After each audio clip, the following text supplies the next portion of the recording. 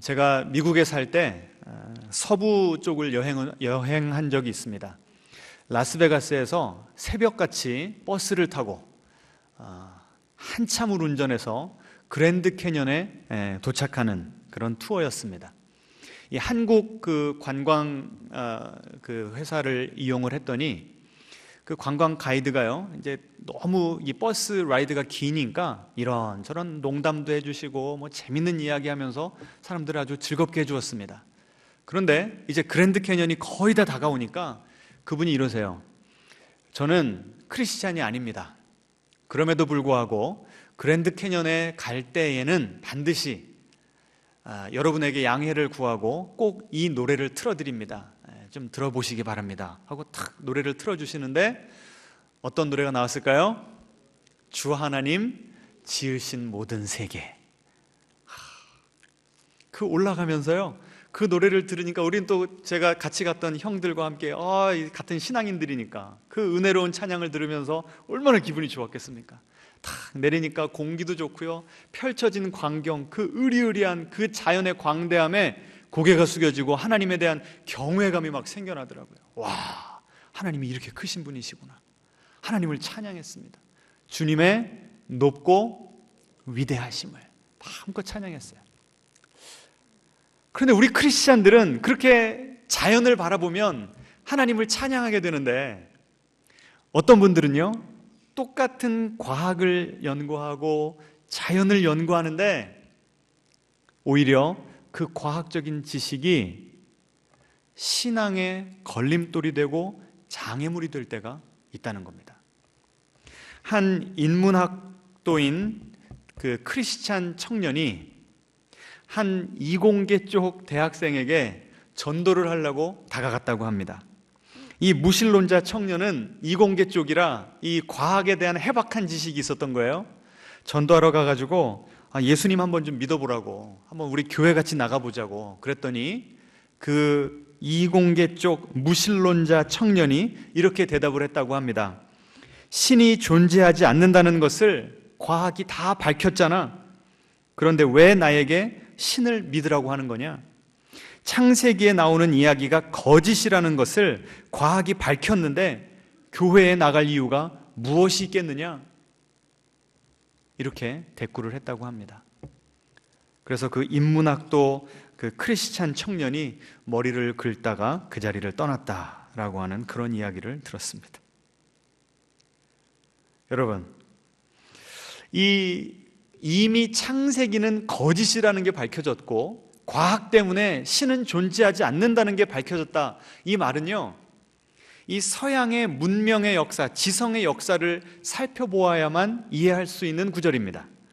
제가 잠시 이 인류가 어떻게 해서 이런 무신론적인 배경 가운데 살게 되었는가, 이 배경을 간단하게 주요한 사건과 인물들 몇 명을 여러분에게 좀 소개를 해드리겠습니다.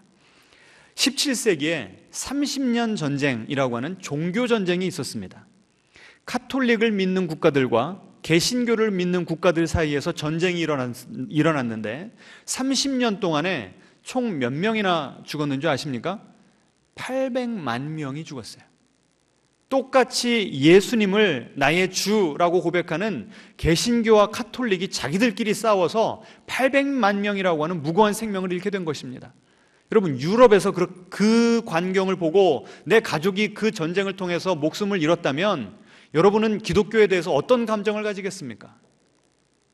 기독교가 인간성을 함량해야 되는데, 더 인간적이게 만들어야 되는데 폭력을 조장하는 종교가 되어버렸다는 거죠.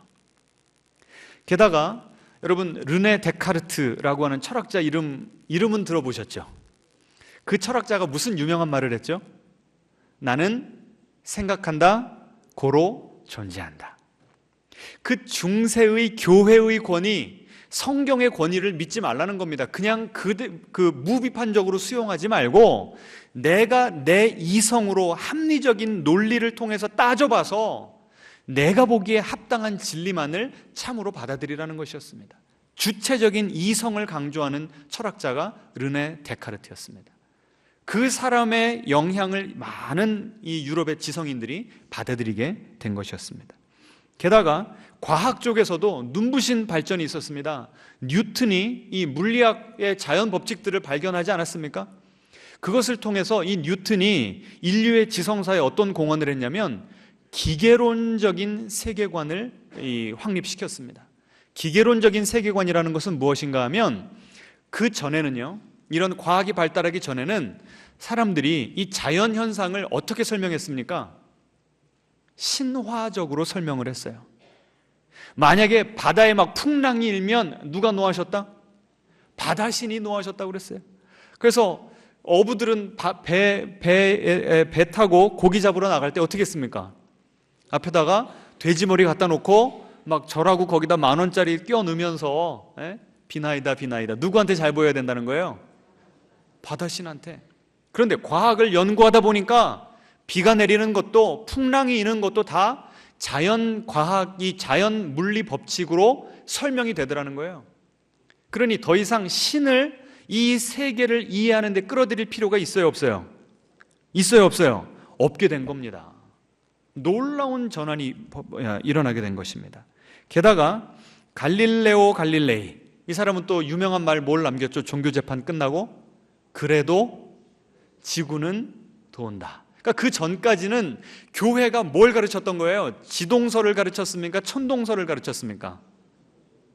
뭐 주위를 도는 거죠?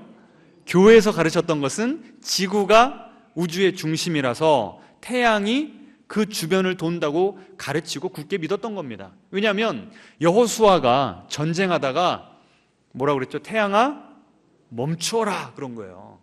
지구야 공전을 멈추어라 그렇게 말하지 않았던 거예요.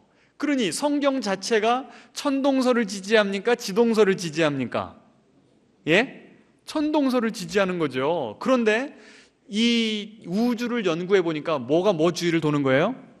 지구가 태양 주위를 도는 겁니다. 성경의 권위가 또 한 번 툭 떨어진 거예요. 결정적으로 다윈이 그 유명한 책, 어떤 책을 냈죠? 종의 기원이라고 하는 책을 통해서 진화론을 확립시켰습니다.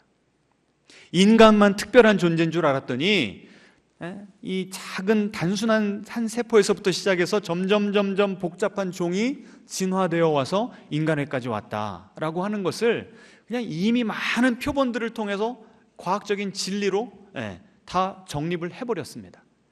그러면 이 기독교는 무엇인가? 기독교에서는 뭐라고 말합니까? 하나님이 창세기 2장에 보시면 어떻게 해요? 흙으로 사람을 지어가지고 생기를 불어넣으시니까 마네킹 같았던 인간이 살아서 움직이면서 반응을 할 수 있었다, 이런 이야기를 하잖아요. 근데 생물학 시간에 이 진화론에 대해서 잘 배우다가 그런 성경 이야기를 읽으면 어떻습니까? 예? 코웃음이 나오는 거죠. 누가 아직도 이런 것을 믿는가? 자, 그래서요, PPT를 보여주시면 이 문명사의 흐름이 이렇게 진행이 됩니다. 처음에는요, 미신적 사고, 사람들이 뭐 바다를 주관하는 신, 태양을 주관하는 신, 각자 자연 만물에다가 신을 상정을 하고 그 신을 통해서 이 자연 만물을 이해하려고 하는 그런 그 미개한 사고 방식을 가지고 있었다는 거죠. 그런데 과학이 발달하니까 어떤 현상을, 과학이 어떤 작업을 했냐면 탈신화화, 모든 인과관계를 자연의 법칙으로, 물리 법칙으로 설명해내면서 더 이상 신을 상정할 필요가 없게 된 거죠. 그런데 여기서만 끝쳐도 될 텐데 한 단계 더 나가버리는 거예요. 과학에서 끝나는 것이 아니라 과학주의까지 갑니다. 과학주의라는 건 뭐냐면 과학으로 모든 것을 설명할 수 있기 때문에 신이 필요 없다라고 하는 그 세계관까지 가버린 것입니다.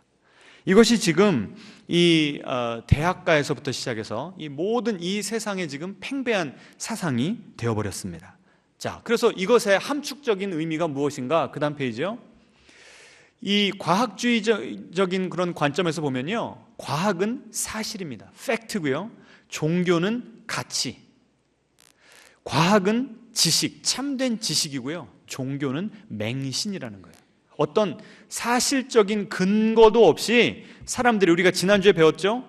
내가 연약하니까 강한 존재를 만들어 놓고 내가 외로우니까 나와 항상 함께하는 그런 존재를 만들어냈다. 이건 단지 맹신이고 믿음의 영역이다. 이렇게 치부를 해버리는 거죠. 그래서 과학은 정당한 진리이기 때문에 공적인 영역에 머무를 수 있지만, 종교는 전에 한번 유시민 대표가 알쓸 신잡인가요? 거기 나와서 식사하면서 이런 말을 하더라고요. 아니, 나는 종교를 반대하지 않는다고. 그런데 개인이 종교 믿는 것은 상관없다는 거예요. 다른 사람한테 강요하지 말고 종교를 공적인 영역으로 끌어들이지 말라는 겁니다. 그냥 혼자만 위로받기 위해 믿으면 그걸로 끝난다는 거예요. 사적인 영역에 머물게 하라는 겁니다. 과학은 진리고, 그렇기 때문에 종교는 개인의 의견이고 감정일 수밖에 없다. 이렇게 딱 갈라버렸습니다. 이것이 이미 지금 이 아카데미아에서는 팽배한 지적인 분위기입니다. 자, 여기까지 했는데요. 그 다음 페이지 보여주시겠습니까? 그래서 리차드 도킨스라고 하는 옥스포드의 생물학자는요, 생물학 교수가 이런 말을 했어요. Science is not religion. 과학은 종교가 아니라는 겁니다. 이 종교 같은 하찮은 거에다가 같은 대등하게 놓지 말라는 거예요. 아주 종교를 깔보는 거죠. And it doesn't just come down to faith. 과학은 믿음이 아니라는 겁니다. 믿음에 기초한 게 아니라, 맹신에 기초한 것이 아니라 무엇에 기초했는가? Verifiable evidences. 이 증거에 기초했는데, 어떤 증거인가 하면 verifiable. 내가 과학적인 방법을 통해서 참인가 거짓인가를 가릴 수 있는 그런 것들만 과학이고 참된 지식이다. 이렇게 이야기를 하고 있는 겁니다. 그러니까 지금 도킨스의 영역 구분에 따르면 과학은 사실에 기초해 있고 증거에 기초해 있는데, 종교는 맹신에 기초해 있다는 거예요. 그래서 과학이 점점 발달하면 발달할수록 신을 끌어들일 필요가 없기 때문에 결국은 어떻게 된다? 종교는 이 세상에서 사라질 것이고 사라져야 한다라고 말하는 것이 과학주의 무신론자들의 주장인 것입니다. 자, 이제 나눈 질문을 보여주시겠습니다. 과학주의의 이런 주장에 여러분은 동의를 하십니까?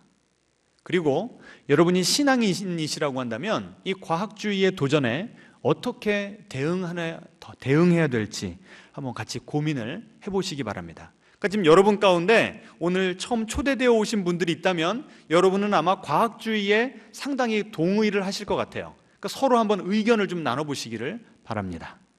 소통할 수 있는 시간을 드리겠습니다. 그러니까 과학은 이 세상, 이 오감으로 느낄 수 있는 이 자연 세계를 연구하는 것으로 끝나는데, 과학주의라고 하면 이게 하나의 이데올로기가 되어서 이 과학을 연구해 보니까 신은 있다 없다? 없다라고까지 결론을 내려버리는 게 과학주의입니다. 이걸 조금 더 제가 설명을 드리면, 예를 들어서 이런 문장이 있다고 봅시다. 달이요, 태양 말고 달은 치즈로 만들어져 있다. 맞습니까? 틀립니까? 틀리죠. 근데 그게 틀린 걸 어떻게 알 수 있어요? 예? 우주선 타고 달에 가서 그 달 표면이 뭘로 만들어져 있나 살펴보면 치즈인가 아닌가 알 수 있죠. 그러니까 이거는 과학적으로 밝혀낼 수 있습니까? 없습니까? 틀리고 맞고를 밝혀낼 수가 있으니까 이거는 지식이 될 수 있다는 겁니다. 그런데 하나님은 존재한다라고 하는 문장을 봅시다. 이것은 과학적으로 진위를 가릴 수가 있어요, 없어요? 없죠. 그럼 이거는 따질 필요도 없이, 신이 존재한다, 신이 존재하지 않는다 따질 필요도 없이, 이거는 학문의 가치가 없다, 이거는 한쪽으로 밀어놔야 된다라고 이야기하는 것이 과학주의의 주장입니다. 자, 그렇다고 한다면 이 과학주의대로 가면 기독교가 쓸 자리가 있습니까? 없습니까? 종교와 철학과 윤리와 이런 가치가 설 자리가 없거든요. 어떻게 대응을 해야 되는가? 가장 근본적으로 이 과학주의가 기초하고 있는 그 전제를 살펴봐야 됩니다. 팀 켈러 목사님이 이렇게 말씀하셨습니다. 경험으로 증명할 수 없는 한 아무것도 믿어서는 안 된다라고 하는 것이 과학주의의 전제입니다. 그러니까 그러니까 내가 직접 실험을 해봐서, 계속 똑같은 말 반복합니다만, 진위를 알 수 있어야만 이것은 과학적인 지식이다 라고 하는 그 기준 자체가 과학주의의 가장 근간이 되는 그 전제라는 거예요. 그런데 그 전제 자체를 과학적으로 참인가 거짓인가를 과학적으로 밝혀낼 수 있습니까? 없습니까? 있어요? 없어요? 없어요. 어떤 실험을 해서 경험으로 증명할 수 없는 한 아무것도 믿어서는 안 된다라고 하는 그 명제 자체를 증명합니까? 이거는 할 수가 없다는 거예요. 그러면 저 전제 자체는 과학적인 지식이 될 수 있습니까? 없습니까? 예? 신은 존재한다라고 하는 것을 과학적인 방법으로 진리를 밝혀낼 수 없듯이, 오직 과학적인 방법으로만 지식을 알 수 있다라고 하는 그 명제조차도 과학적으로 밝혀낼 수가, 반응을 보이시려니까요? 없다니까요? 그 말은, 그 전제는 과학적인 지식이 아니라 그것 또한 믿음이라는 거예요. 이해가 되세요? 기독교의 가장 근본되는 기독교 세계관의 전제는 무엇입니까? 하나님은 존재한다라고 하는, 저를 비춰주세요. 하나님은 존재한다라고 하는 믿음이잖아요. 그래서 아까 리차드 도킨스가 뭐라고 그랬다고요? 종교는 뭐에 기초한다? 믿음에 기초하고, 그 다음에 과학은 뭐에 기초한다? 사실에 기초한다고 그랬잖아요. 사실과 증거에 기초한다. 근데 그 리차드 도킨스의 말이 맞아요? 틀려요? 맞아요? 틀려요? 여러분 스스로 판단을 해보시려니까. 가장 근본되는 그 전제를 과학적으로 밝혀낼 수가 없잖아요. 그렇기 때문에 과학은 사실이고 종교는 맹신이다라고 하는 것 자체가 틀렸다는 거예요. 종교도 가장 밑으로 들어가면 믿음이 들어있고요, 과학도 가장 밑으로 들어가면 뭐가 근간이 되어 있다고요? 믿음. 이게 여러분이 가장 오늘 처음에 꼭 붙들어야 되는 그런 진리입니다. 자, 이걸 제가 좀 더 쉽게 제가 설명을 드리겠습니다. 이 우정학 교수님의 PPT를 좀 보여주시겠습니까? 이 우정학 교수님은 서울대에서 이 천체 물리학을 가르치는 교수님입니다. 그리고 크리스찬이에요.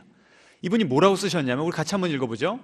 과학은 자연 세계를 초월하는 초자연적인 존재인 신이 존재하는지 그렇지 않은지에 대해 확실한 답을 해줄 능력을 갖고 있지 않다. 맞죠? 그런데 그것에 대해서 과학주의는 뭐라고 얘기하는 거예요? 그렇기 때문에 신이 존재한다, 존재하지 않는다라고 하는 논의 자체가 의미가 없다라고 그냥 내쳐버리는 것이 과학주의라고 한다면, 제대로 된 이성으로 판단을 하면, 그 다음 페이지요. 있습니다.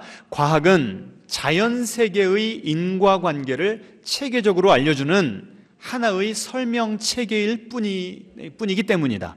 데이터를 얻을 수 없는 초자연적인 현상은 과학의 대상이 아니다. 그런데 과학의 대상이 아니라고 지식이 아닙니까? 이거를 이제 우리가 따지고 들어가야 되는 거예요. 제가 여기까지 가니까 옛날에 한 그 사건이 생각이 났는데요. 1961년 4월 12일에 소련 우주비행사 유리 가가린이라고 하는 사람이 인류 최초로 우주를 나갔다 왔습니다. 그리고 갔다 와서 인터뷰를 했는데 이런 말을 했어요. 내가 살피고 또 살폈지만 하나님은 보이지 않았다라고 말을 했어요. 근데 그 말을 듣고 이 기독교 변증가인 C.S. 루이스가 이런 말을 했습니다.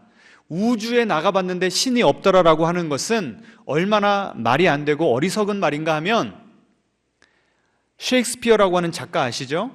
그 작가가 햄릿이라고 하는 작품을 썼습니다. 근데 그 햄릿이라고 하는 주인공이 아무리 자기가 살고 있는 그 극 중의 세계를 돌아봐도 셰익스피어를 찾아봐도 있어요, 없어요? 없거든요. 고로 셰익스피어는 존재하지 않는다라고 결론을 내린 것과 똑같이 말이 안 된다라고 이야기를 했습니다. 여러분, 어떤 세계관이 더 설득력이 있습니까? 유리 가가린이 내가 눈으로 봤는데도 그 넓은 광활한 우주를 아무리 살펴봐도 신은 없더라, 고로 신은 존재하지 않는다라고 결론을 내리는 과학주의적인 접근법과 C.S. 루이스처럼 하나님이 만약에 이 세상을 창조했다고 한다면 하나님은 그 세상 안에 들어가신 분이에요? 그 세상을 초월하신 분이에요? 초월하신 분이죠. 그러면 그 창조한 세상 바깥에 계시는 분은 창조 피조물이 그 안에서 아무리 그 조물주를 찾으려고 해도 찾을 수가 없다라고 하는 논리적인 설명과 어떤 세계관이 더 설득력이 있는지 여러분이 판단을 하시라는 겁니다.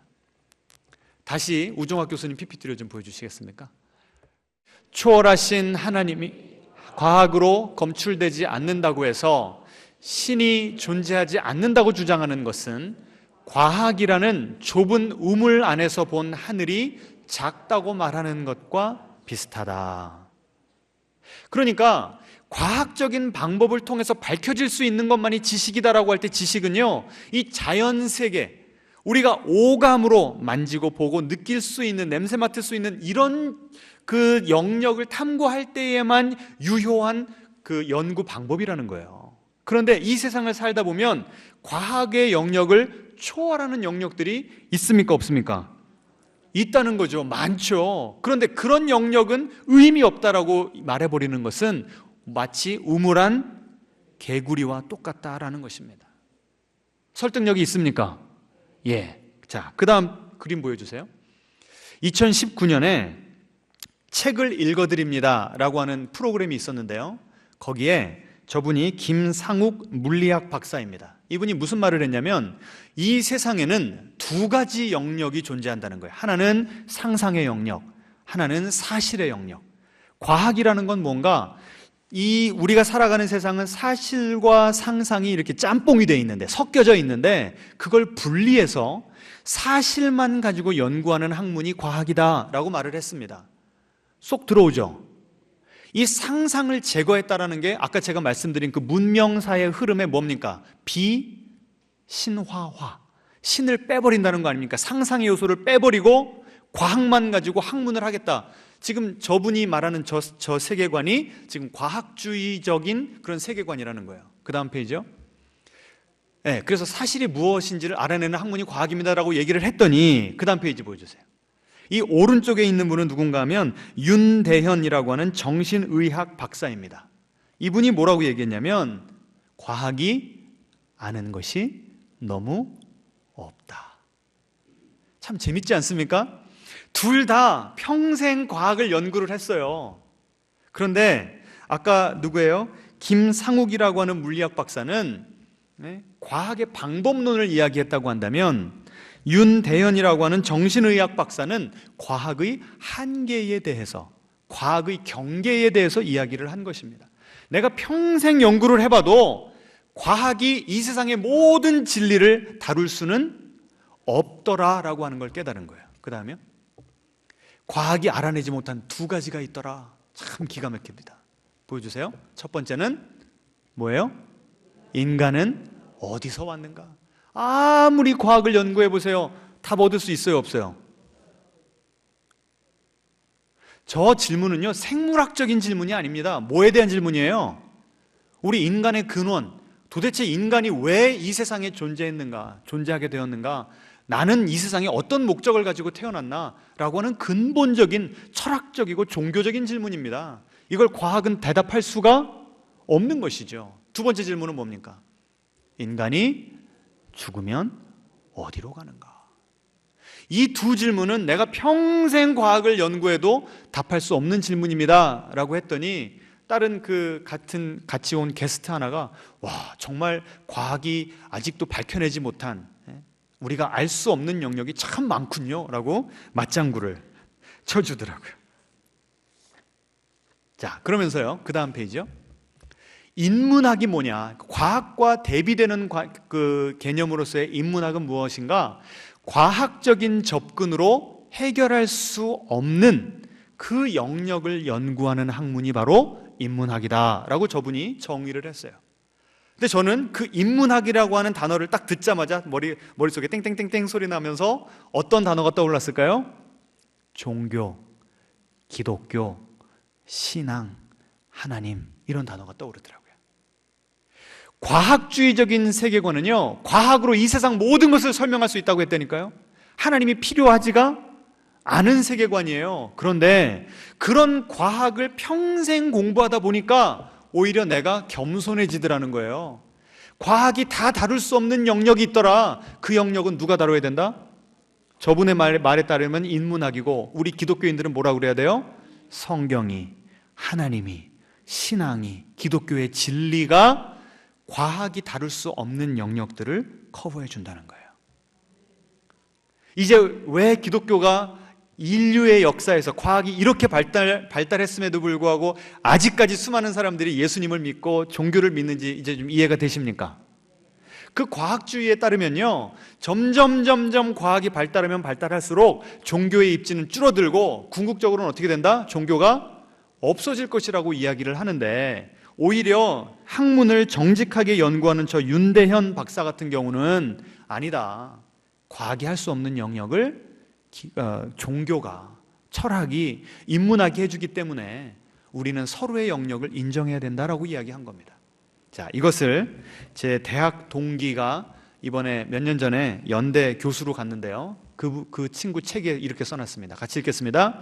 하나님은 우리에게 성서와 자연이라는 두 권의 책을 주셨는데, 성서가 하나님의 성품과 다스림에 관하여 권위 있게 증언하는 책이라면, 자연은 하나님이 창조하신 세계에 대하여 권위 있게 증언하는 책이다. 이렇게 써놨어요.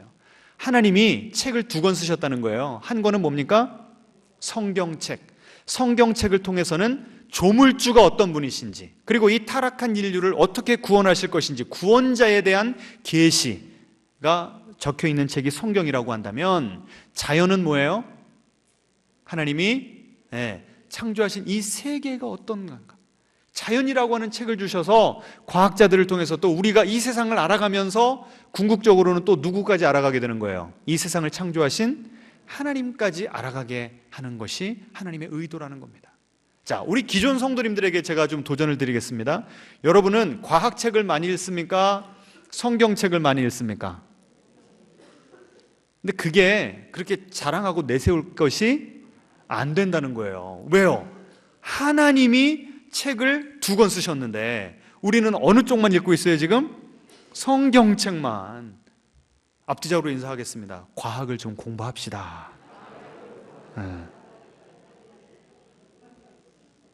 오히려 과학을 공부하면 공부할수록 그 하나님의 크고 광대하심에 대해서 더 하나님을 경외하는, 그 창조의 신비를 통해서 하나님을 더 예배할 수 있게 된다는 것입니다. 자, 그 다음 페이지요. 같이 읽죠. 신학자가 성서의 책을 해석하는 전문가라면 과학자는 자연의 책을 해석하는 전문가다.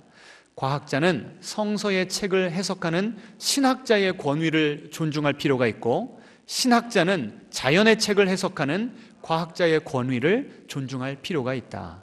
그러니까 리처드 도킨스와 같은 과학자는요, 아주 전투적인 무신론자 아닙니까? 그래서 종교는 필요 없다라고 하면서 지금 누구의 영역을 침범해버린 거예요? 신학자의 영역을 침범한 거죠. 자기의 영역을 지켰어야 되는데 지금 그 말을 하는 겁니다. 자, 여기까지 가면 우리 기독교가 존립할 수 있는 충분한 근거가, 학문적인 근거가 있습니까? 없습니까? 있죠. 그러니까 처음에는 당황해서 어떻게 대답할지를 몰랐는데, 이제 제가 이렇게 그 근본 전제를 갖고 따지고 들어가면 과학도 믿음의 근거에 있고 기독교도 믿음의 근거에 있고 둘이 다루는 영역이 다르다. 제가 이렇게 정리를 해드리니까 이제 좀 우리 기존 성도님들도 좀 답변할 내용이 생기지 않습니까? 그럼에도 불구하고 또 여전히 우리 가운데 이 어려운 이 난점들이 있습니다. 자, 예를 들면 이제 기독교와 성경으로 넘어오면, 성경 창세기 1장에서는 하나님이 이 세상을 며칠 동안에 창조하셨다고 그러죠? 6일. 과학은 이 세상이 여기까지 오는데 몇 년 걸렸다고 그러죠? 예? 138억 년. 여러분, 6일이 맞아요? 138억 년이 맞아요? 6일이 맞다고 얘기를 하려니까 무식한 사람 같고, 138억 년이라고 하려고 하다 보니까 성경의 권위를 인정하지 않는 그런 아주 신앙이, 믿음이 아주 형편없는 사람이 되어버리는 것 같고, 아주 어려운 문제입니다. 이 질문을, 이 고민을 여러분만 했을까요? 아니면 그 과학이 발달하면서 수많은 이 지식인 크리스찬들이 했을까요? 전자예요, 후자예요? 후자예요. 다양한 이론들이 있습니다. 그것을 제 친구가 이 창조론이라고 하는 책에서 잘 정리를 해놨으니까요, 김정형 교수님의 책을 꼭 좀 읽어보시기 바랍니다. 그런데 이 창세기 1장에 나온 그 내용대로 그림을 그려보면 다음과 같습니다. 이것이 이 고대 이 히브리인들의 이 우주관인데요, 글씨가 좀 작아서 잘 보이지는 않습니다만, 먼저 가장 두드러진 특징이 지구가요, 우주의 중심입니다. 과학적으로 볼 때 맞습니까? 틀립니까? 예? 틀리죠.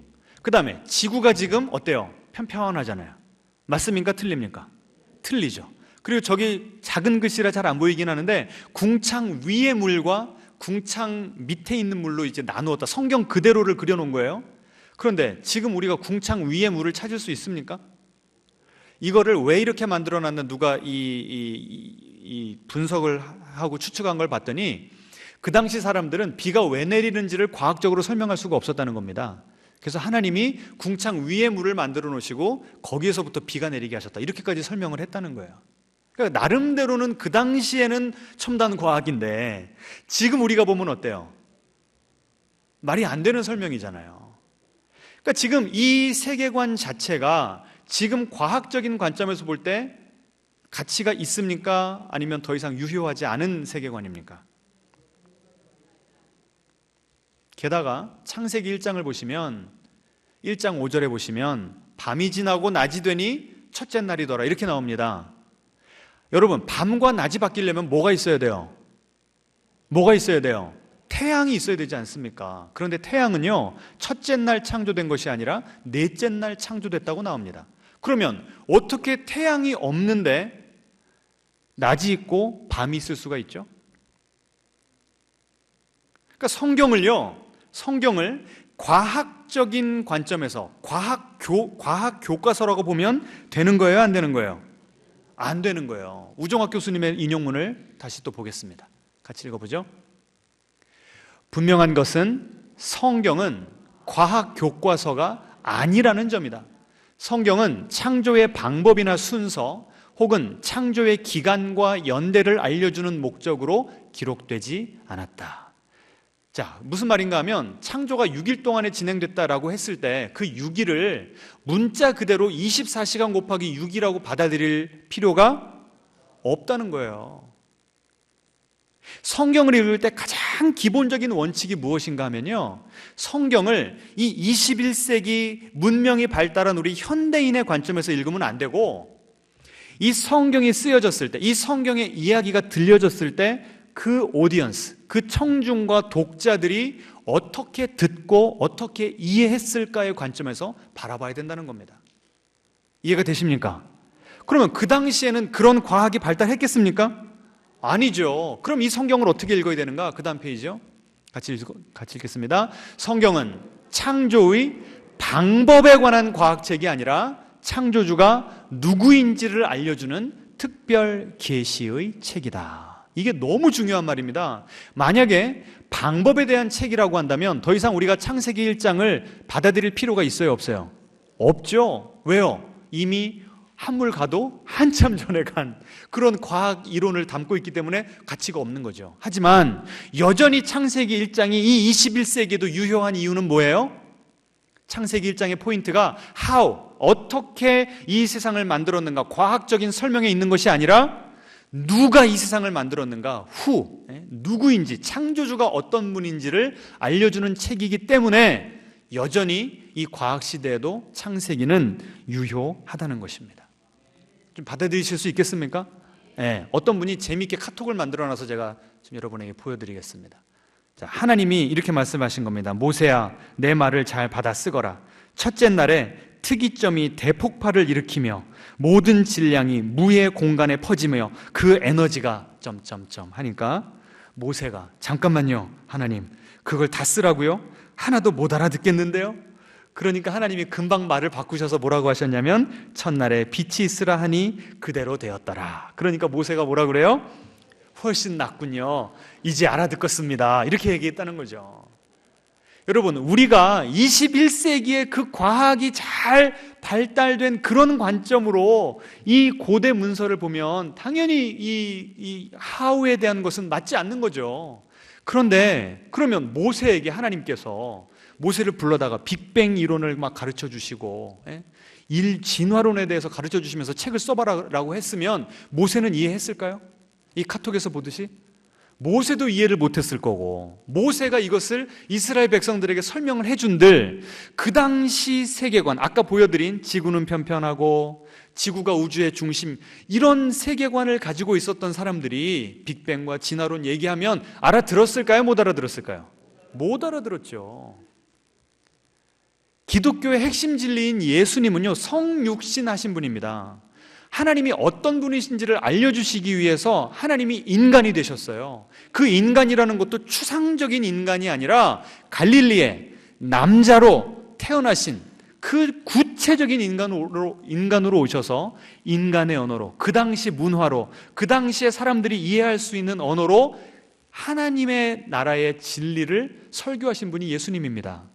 마찬가지로 우리가 읽고 있는 이 성경이라고 하는 것도 그 당시 사람들의 눈높이에 맞추어서 그 당시 사람들의 세계관을 이용하여서 하나님이 어떤 분이신지 그 진리를 소통한 것이 성경이라는 것입니다. 따라서 성경을 읽을 때 과학이랑 안 맞는다고 시험 드실 필요가 없어요. 왜요? 따라해 보시겠습니다. 성경책은 좀 더 국한해서 창세기 1장은 과학 교과서가 아닙니다.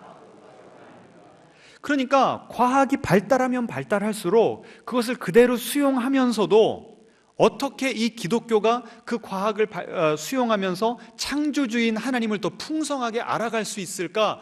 열린 자세로 받아들이면 된다는 겁니다. 그런데 이 성경을 잘못 읽어내니까, 성경을 문자 그대로 읽어내면서 과학과 안 맞으니까 과학을 무시해버리는 그런 크리스찬들이 있었다고 하는 겁니다. 참 안타까운 일이죠. 소통이 안 되는. 그러니까 이것 봐라, 리차드 도킨스가 이 공격하는 크리스찬들이 바로 그런 크리스찬들이었거든요. 근데 그것이 아니라 과학의 어떤 이론이든 충분히 받아들이면서 하나님이 어떤 분이신가를 더 풍성하게 알고, 또 성경에 나온 그 하나님, 하우가 아니라 후를 더 잘 알아가면 오히려 우리가 이 하나님에 대해서 안 믿는 분들에게 잘 설명을 할 수가 있다는 겁니다. 자, 그러면 창세기에 나오는 하나님은 어떤 하나님이신가? 시간이 많이 갔지만 너무 중요해서 설명을 안 드릴 수가 없겠습니다. 모세가요, 하나님께 그런 하나님이 어떤 분이신지 계시의 말씀을 듣고 누구에게 가장 먼저 이 이야기를 했을까요? 이스라엘 백성들에게. 언제 했을까요? 이스라엘 백성들을 출애굽 430년 동안 애굽에서 노예로 살던 사람들을 해방시켜서 어디에서 40년을 보냈죠? 광야에서 40년을 보냈잖아요. 광야에서 농사 지었습니까? 그들이 딱히 무슨 직업이 막 있어서 할 일이 분주하고 바빴습니까? 인터넷 있었습니까? 스마트폰 있었습니까? 그럼 밤에 깜깜한데 뭐 했을까요? 모여서 이야기하는 겁니다. 모세가 창조의 이야기를 해주는 거예요. 하나님이 빛이 있으라 하니까 빛이 생겼고, 태양과 달을 만드셨고 바다를 만드셨대요. 이스라엘 백성들은요, 그 이야기를 들었을 때 엄청난 충격을 받았을 것입니다. 왜 그런 줄 아세요?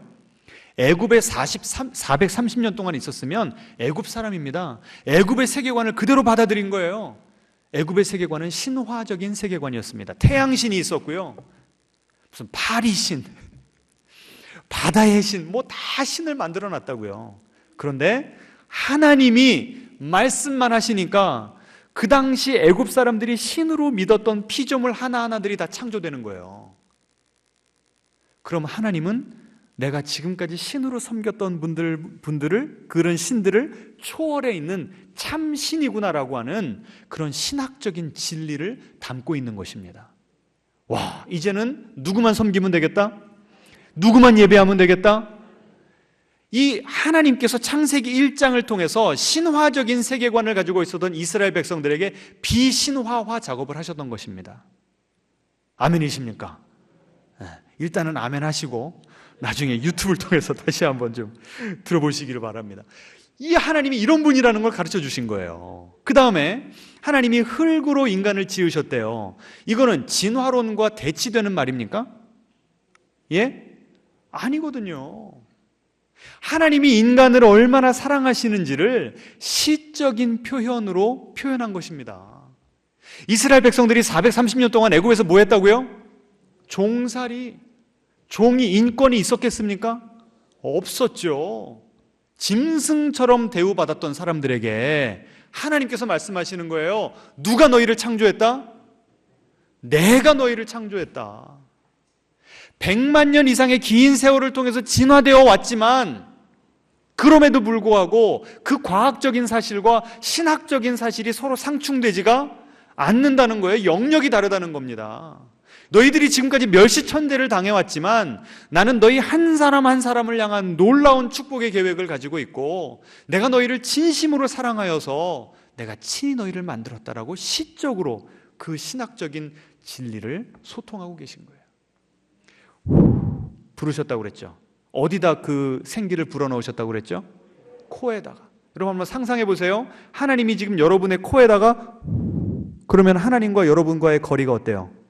상당히 가깝죠. 그래서 어떤 목사님은 이렇게까지 설교했습니다. 여러분의 첫 키스는 누구신 줄 아십니까? 하나님이 여러분을 처음으로 키스하셨습니다. 이것이 과학적인 사실과 대치되냐고요? 하나는 맞고 하나는 틀리냐고요? 그렇지 않다는 거죠. 하나님이 어떤 분이신지, 인간이 어떤 존재인지를 창세기는 그런 이 놀라운 신학적인 진리를 우리에게 주고 있다는 것입니다. 자, 시간이 많이 갔지만 우리 두 번째 나눔 질문 좀 보여주시겠습니까? 자, 과학주의의 그 세계관을 제가 여러분에게 프레젠테이션을 했고, 그 다음에 창조신앙, 과학을 받아들이지만 창세기에 나오는 그 신학적인 진리를 진리대로 믿는 그 창조신앙을 제가 여러분에게 설명을 드렸습니다. 이제 나눠보시는데 어떤 세계관이 더 설득력이 있다고 보시는지 한번 토론을 해보시기 바랍니다. 우리에게는 두 가지 옵션이 있습니다. 똑같은 과학의 발견을 보고서도, 과학의 발견과 발전을 보고서도 하나는 과학주의적으로 가서 신은 없고 이 세상은 우연히 존재하게 되었다라고 믿는 것과 창조신앙으로 가서 과학의 모든 그 발전을 다 받아들이면서도 우리를 사랑하시는 하나님, 우리를 이 땅에 오게 하시기 위해서 138억 년 동안 천천히 꼼꼼히 완벽하게 우리를 만들고 섭리하시고 인도하신 하나님, 그리고 그 하나님이 나를 창조하셨기 때문에 내 인생은 의미가 있다라고 믿는 이 두 가지 세계관, 어떤 세계관을 선택하고 그 세계관에 기초해서 살아가시겠습니까? 선택은 여러분의 것입니다. 함께 기도하겠습니다. 한 2분 정도만 우리 기존 성도님들은 하나님께 감사하는 기도를 했으면 좋겠습니다. 그리고 우리 구도자들은 하나님, 정말 하나님 계십니까? 과학으로는 어떻게 할 수 없는 그 영역 가운데 하나님께서 살아계시다면 그 영역에서 내가 하나님을 센스할 수 있도록, 느낄 수 있도록, 깨달을 수 있도록 은혜를 좀 내려주시라고 열린 마음으로 하나님께 함께 나아가겠습니다.